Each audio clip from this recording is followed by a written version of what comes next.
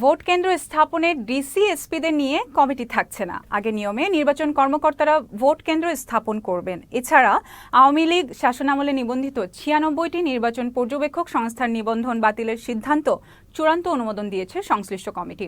নতুন করে নির্বাচন পর্যবেক্ষক সংস্থার নিবন্ধন দেয়া হবে। আগামী জাতীয় সংসদ নির্বাচন উপলক্ষে নির্বাচন কমিশনের এক সভায় এমন সিদ্ধান্ত নেয় সাংবিধানিক এই প্রতিষ্ঠানটি।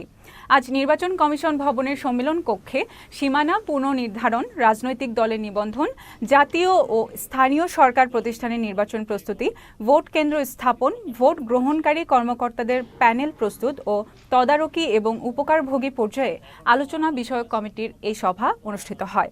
নির্বাচন কমিশনার আনোয়ারুল ইসলাম সরকার এই সভার নেতৃত্ব দেন।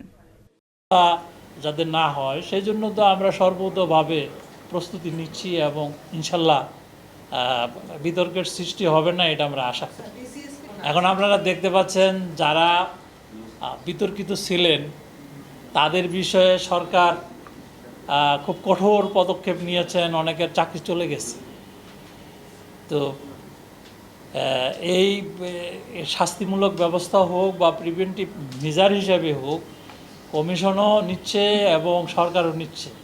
তো সুতরাং ভবিষ্যতে এই ধরনের হবে না, এটাই তো আমরা মনে করি।